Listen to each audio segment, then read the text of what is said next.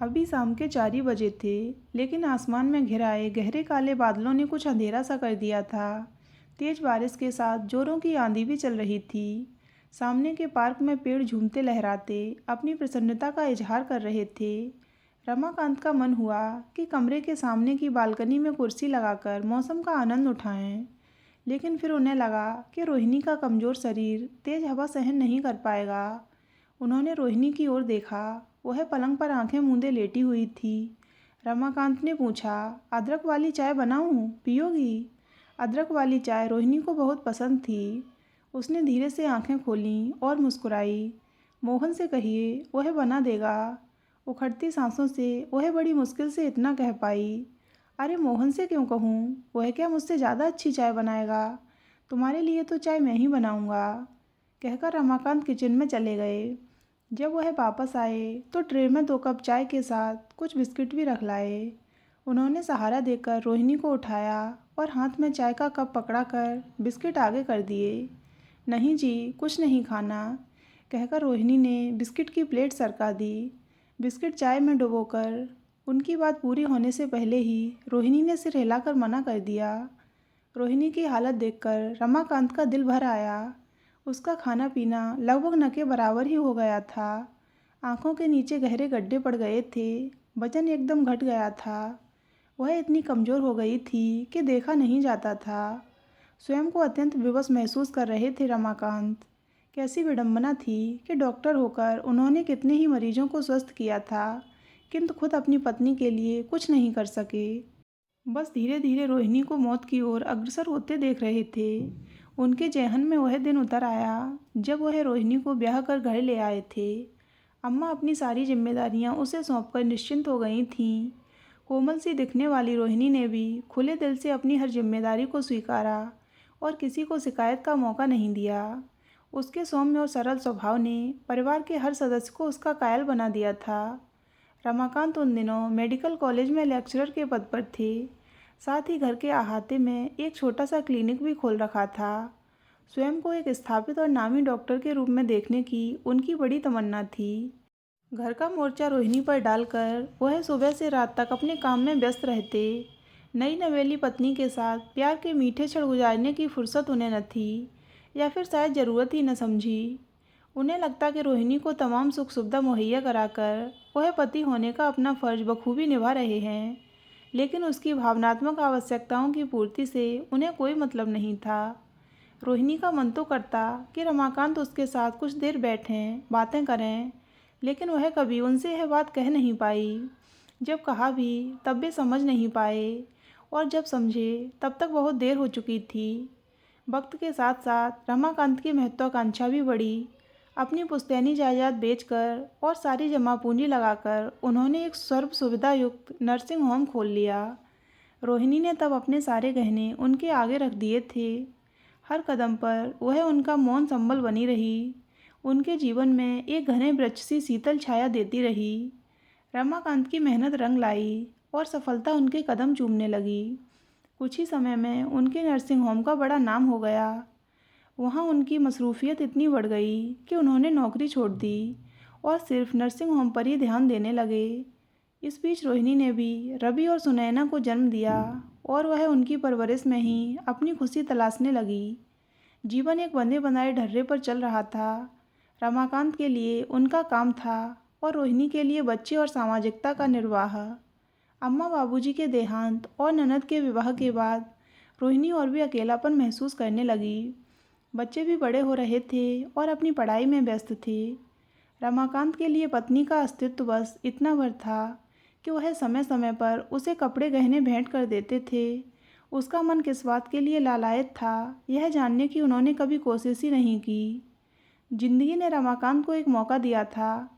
कभी कोई मांग न करने वाली उनकी पत्नी रोहिणी ने एक बार उन्हें अपने दिल की गहराइयों से परिचित कराया था, लेकिन वे ही उसकी बातों का दर्द और आंखों के सूनेपन को अनदेखा कर गए थे।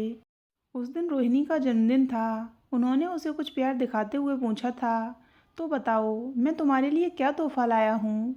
तब रोहिणी के चेहरे पर फीकी सी मुस्कान आ गई थी। उसने धीमी आवाज़ में बस इतना ही कहा था, तोहफे तो आप मुझे बहुत दे चुके हैं, अब तो बस आपका सानिध्य मिल जाए। वह भी मिल जाएगा, बस कुछ साल मेहनत से काम कर लें, अपनी और बच्चों की ज़िंदगी सेटल कर लें, फिर तो तुम्हारे साथ ही समय गुजारना है। कहते हुए उसे एक कीमती साड़ी का पैकेट थमाकर रमाकांत अपने काम पर निकल गए थे। रोहिणी ने फिर कभी उनसे कुछ नहीं मांगा था। रवि भी पिता के नक्शे कदम पर चलकर डॉक्टर ही बना। उसने अपनी सहपाठी गीता से विवाह की इच्छा जाहिर की, जिसकी उसे सहर्ष सम्मति भी मिल गई और उन दोनों का विवाह हो गया। अब रमाकांत को बेटे बहू का भी अच्छा साथ मिलने लगा। फिर सुनैना का विवाह भी हो गया। रमाकांत व रोहिणी अपनी जिम्मेदारियों से निवृत्त हो गए, लेकिन स्थिति अब भी पहले की तरह ही थी। रोहिणी अब भी उनके सानिध्य को तरस रही थी और रमाकांत कुछ और वर्ष काम करना चाहते थे, अभी और सेटल होना चाहते थे। शायद सब कुछ इसी तरह चलता रहता अगर रोहिणी बीमार न पड़ती। एक दिन जब सब लोग नर्सिंग होम गए थे, तब वह चक्कर खाकर गिर पड़ी। घर के नौकर मोहन ने जब फ़ोन पर बताया तो सब भागे हुए घर आए। फिर शुरू हुआ टेस्ट कराने का सिलसिला। जब रिपोर्ट आई तो पता चला कि रोहिणी को ओवेरियन कैंसर है। रमाकांत सुनकर घबरा गए। उन्होंने अपने मित्र कैंसर स्पेशलिस्ट डॉक्टर भागवत को रिपोर्ट दिखाई। उन्होंने देखते ही साफ कह दिया, रमाकांत, तुम्हारी पत्नी को ओवेरियन कैंसर ही हुआ है। इसमें कुछ तो बीमारी के लक्षणों का पता ही देर से चलता है और कुछ इन्होंने अपनी तकलीफ़ घर में ही छिपाई होगी। अब तो कैंसर चौथी स्टेज पर है। यह शरीर के दूसरे अंगों तक भी फैल चुका है। चाहो तो सर्जरी और कीमोथेरेपी कर सकते हैं, लेकिन कुछ खास फ़ायदा नहीं होने वाला। अब तो जो शेष समय है उसमें उन्हें खुश रखो। सुनकर रमाकांत को लगा कि जैसे उनके हाथ पैरों से दम निकल गया है। उन्हें यकीन ही नहीं हुआ कि रोहिणी इस तरह उन्हें छोड़कर चली जाएगी। वह तो हर वक्त एक खामोश साये की तरह उनके साथ रहती थी, उनकी हर ज़रूरत को उनके कहने से पहले ही पूरा कर देती थी। फिर यूँ अचानक उसके बिना। अब जाकर रमाकांत को लगा कि उन्होंने कितनी बड़ी गलती कर दी थी। रोहिणी के अस्तित्व की कभी कोई कद्र नहीं की उन्होंने। उनके लिए तो वह बस उनकी मूक सहचरी थी, जो उनकी हर ज़रूरत के लिए हर वक्त उपलब्ध थी। इससे ज़्यादा कोई अहमियत नहीं दी थी उन्होंने उसे। आज प्रकृति ने न्याय किया था, उन्हें इस गलती की कड़ी सज़ा दी थी। जिस महत्वाकांक्षा के पीछे भागते उनकी ज़िंदगी बीती, जिसका उन्हें बड़ा दम्भ था, आज वह सारा ज्ञान उनके किसी काम न आया। अब जब उन्हें पता चला कि रोहिणी के जीवन का बस थोड़ा ही समय शेष रह गया था, तब उन्हें एहसास हुआ कि वह उनके जीवन का कितना बड़ा हिस्सा थी। उसके बिना जीने की कल्पना मात्र से वे सिहर उठे। महत्वाकांक्षाओं के पीछे भागने में वे हमेशा रोहिणी को उपेक्षित करते रहे, लेकिन अपनी सारी उपलब्धियां अब उन्हें बेमानी लगने लगी थीं। पापा, आप चिंता मत कीजिए, मैं अब नर्सिंग होम नहीं जाऊंगी, घर पर ही रहकर मम्मी का ध्यान रखूंगी, उनकी बहू गीता कह रही थी। रमाकांत ने एक गहरी सांस ली और उसके सिर पर हाथ रखते हुए कहा, नहीं बेटा, नर्सिंग होम अब तुम ही लोग संभालो। तुम्हारी मम्मी को इस वक्त सबसे ज़्यादा मेरी ही ज़रूरत है। उसने मेरे लिए बहुत कुछ किया है, उसका ऋण तो मैं किसी भी हाल में नहीं चुका पाऊँगा, लेकिन कम से कम अब तो उसका साथ निभाऊँ। उसके बाद से रमाकांत ने नर्सिंग होम जाना छोड़ दिया। वे घर पर ही रहकर रोहिणी की देखभाल करते, उससे दुनिया जहान की बातें करते, कभी कोई किताब पढ़कर सुनाते तो कभी साथ टीवी देखते। वे किसी तरह रोहिणी के जाने से पहले बीते वक्त की भरपाई करना चाहते थे, मगर वक्त उनके साथ नहीं था। धीरे धीरे रोहिणी की तबीयत और बिगड़ने लगी थी। रमाकांत उसके सामने तो संयत रहते, मगर अकेले में उनकी पीड़ा आंसुओं की धारा बनकर बह निकलती। रोहिणी की कमज़ोर काया और सूनी आंखें उनके हृदय में सूल की तरह चुभती रहती। वे स्वयं को रोहिणी की इस हालत का दोषी मानने लगे थे। इसके साथ साथ उनके मन में हर वक्त रोहिणी को खो देने का डर होता। वे जानते थे कि यह दुर्भाग्य तो उनकी नियति में लिखा जा चुका था, लेकिन उस क्षण की कल्पना करते हुए हमेशा भयभीत रहते।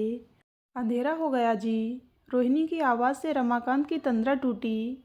उन्होंने उठकर लाइट जला दी। देखा रोहिणी का चाय का कप आधा भरा हुआ रखा था और वह फिर से आंखें मूंदे टेक लगाकर बैठी थी। चाय ठंडी हो चुकी थी। रमाकांत ने चुपचाप कप उठाया और किचन में जाकर सिंक में चाय फैला दी। उन्होंने खिड़की से बाहर देखा। बाहर अभी भी तेज़ बारिश हो रही थी। हवा का ठंडा झोंका आकर उन्हें छू गया, लेकिन अब उन्हें कुछ भी अच्छा नहीं लग रहा था। उन्होंने अपनी आंखों के कोरों को पोंछा। और मोहन को आवाज़ लगाकर खिचड़ी बनाने के लिए कहा। खिचड़ी बिल्कुल पतली थी, फिर भी रोहिणी बमुश्किल 2 चम्मच ही खा पाई। आखिर रमाकांत उसकी प्लेट उठाकर किचन में रखाए। तब तक रवि और गीता भी नर्सिंग होम से वापस आ गए थे। कैसी हो मम्मा? रवि लाड से रोहिणी की गोद में लेटते हुए बोला। ठीक हूँ मेरे बच्चे। रोहिणी मुस्कुराते हुए उसके सिर पर प्यार से हाथ फेरते हुए धीमी आवाज़ में बोली। रमाकांत ने देखा कि रोहिणी के चेहरे पर असीम संतोष था। अपने पूरे परिवार के साथ होने की खुशी थी उसे। वह अपनी बीमारी से अनभिज्ञ नहीं थी, परंतु फिर भी प्रसन्न ही रहती थी। जिस सानिध्य की आस लेकर वह वर्षों से जी रही थी, वह अब उसे बिना मांगे ही मिल रहा था। अब वह तृप्त थी, इसलिए आने वाली मौत के लिए कोई डर या अफसोस उसके चेहरे पर दिखाई नहीं देता था। बच्चे काफ़ी देर तक माँ का हालचाल पूछते रहे, उसे अपने दिन भर के काम के बारे में बताते रहे। फिर रोहिणी का रुख देखकर रमाकांत ने उनसे कहा, अब खाना खाकर आराम करो, दिन भर काम करके थक गए होगे। पापा आप भी खाना खा लीजिए, गीता ने कहा। मुझे भूख नहीं बेटा, आप लोग खा लो, मैं बाद में खा लूँगा। बच्चों के जाने के बाद रोहिणी फिर आंखें मूंदकर लेट गई। रमाकांत ने धीमी आवाज़ में टीवी चला दिया, लेकिन थोड़ी देर में ही उनका मन ऊब गया। अब उन्हें थोड़ी भूख लगाई थी, लेकिन खाना खाने का मन नहीं किया। उन्होंने सोचा रोहिणी और अपने लिए दूध ले आएं।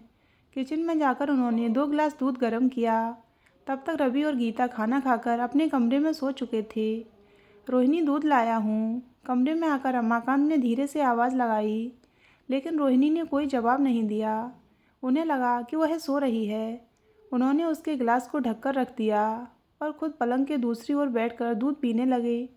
उन्होंने रोहिणी की तरफ देखा। सोते हुए उसके चेहरे पर कितनी शांति थी। उनका हाथ बरबस ही उसका माथा सहलाने के लिए आगे बढ़ा। फिर वह चौंक पड़े। दोबारा माथे और गालों पर हाथ लगाया। तब उन्हें एहसास हुआ कि रोहिणी का शरीर ठंडा था। वह सो नहीं रही थी, बल्कि सदा के लिए चिर निद्रा में विलीन हो चुकी थी। उन्हें जो डर इतने महीनों से जकड़े था, आज वे उसके वास्तविक रूप का सामना कर रहे थे। कुछ समय के लिए वे एकदम सुन्न से हो गए। उन्हें समझ ही न आया कि क्या करें। फिर धीरे धीरे चेतना जागी। पहले सोचा कि जाकर बच्चों को खबर कर दें, लेकिन फिर कुछ सोचकर रुक गए। सारी उम्र रोहिणी को उनके सानिध्य की ज़रूरत थी, लेकिन आज उन्हें उसका साथ चाहिए था।